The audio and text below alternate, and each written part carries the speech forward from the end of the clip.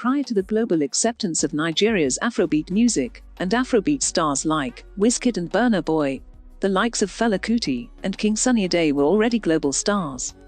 They made this achievement even before the advent of the internet.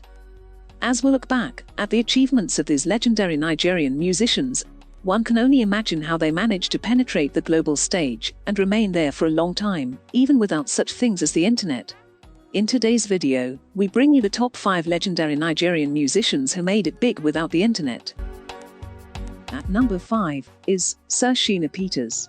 Sheena Akanbi Peter, also known as Sir Sheena Peters, is an Afro-Juju musician whose style of play is described as a rhythmic collaboration of both Afrobeat and Juju music. Peters was said to have changed the Juju music scene in Africa by mixing Afro-Juju musical style with fast percussive beat, using electronic keyboards, saxophone, and guitar. Sheena Peters has over 16 music albums.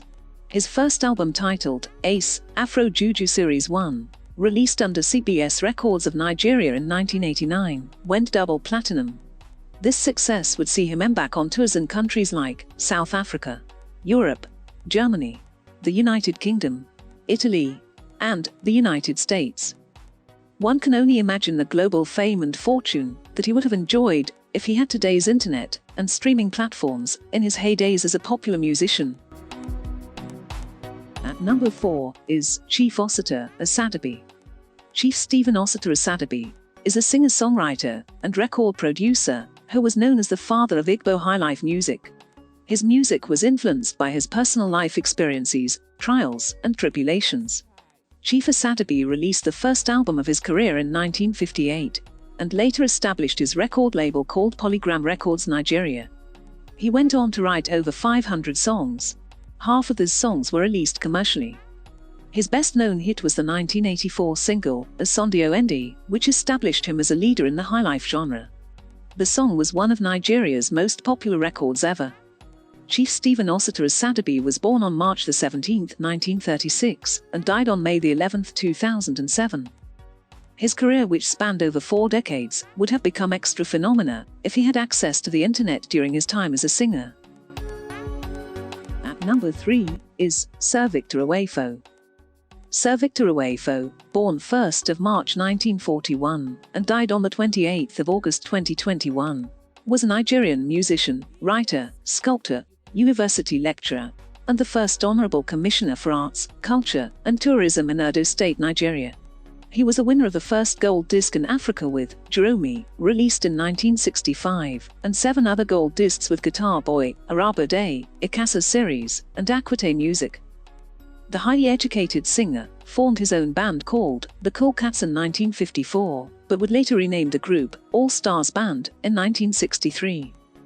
He went on numerous tours across countries like the United States, United Kingdom, Russia, Japan, Bulgaria, Romania, Germany, France, Hungary, Rome, Ghana, Ivory Coast, Togo, Benin Republic, Spain, and Canada.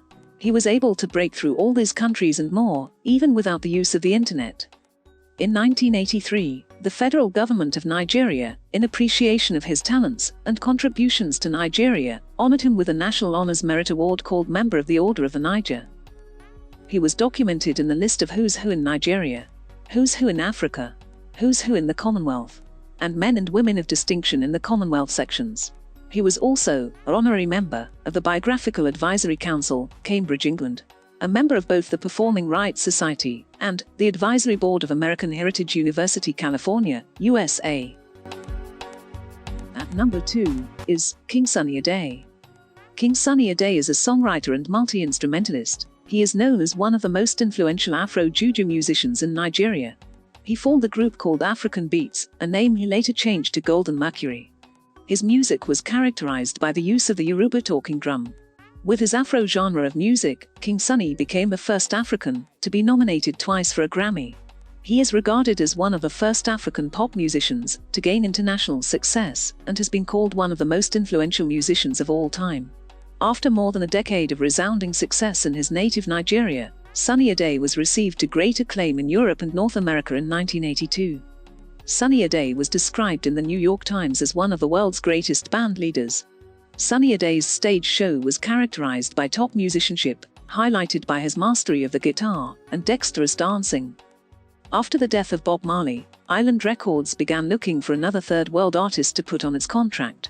While Fela Kuti had just been signed by Arista Records, producer Martin Meissonier introduced King Sunny Ade to Chris Blackwell, leading to the release of Juju Music in 1982. Sunny Ade gained a wide following with this album, and was soon described as the African Bob Marley. His 1983 album, Synchro System, earned him his first Grammy Award nomination, in the ethnic/traditional folk recording category, hence making him the first Nigerian Grammy Award nominee ever. In 1987, Sunny Ade returned to the international spotlight. One of his albums was 1988's album called Odu, was nominated for the second Grammy Award, making him the first African to be nominated twice for a Grammy. In 2008, he was given an award for his outstanding contribution to world music at the International Reggae and World Music Awards, held at the Apollo Theater in Harlem, New York.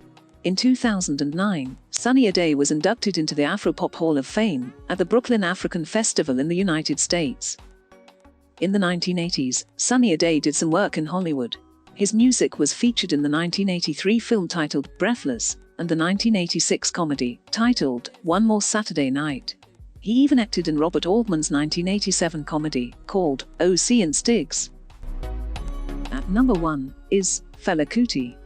Olu Fela, Ransom Kuti, popularly known as Fela, is the pioneer of Afrobeat music in Nigeria and Africa. He was a human rights activist. He used his music to criticize the corrupt military government of Nigeria. He is referred to as one of Africa's most charismatic music performers. Kuti decided to sing in Pidgin English so that individuals all over Africa, with diverse local languages, could enjoy his music. As a result of his political activism, he quickly gained the attention of the international community. Kuti had extensive tours in the United States and Europe.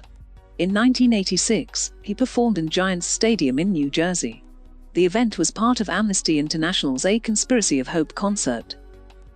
There are many international productions depicting the life and career of this legendary African musician. They include the documentary film titled Finding Fela, directed by Alex Gibney, and the 2019 documentary film titled My Friend Fela, made by Joel Zito Orjo. Fela Kuti's song titled Zombie appeared in the video game Grand Theft Auto 4. He was posthumously nominated to the Rock and Roll Hall of Fame in 2021. Had the internet existed during his days, his story would have been something completely out of this world. Thanks for watching. Please subscribe before leaving.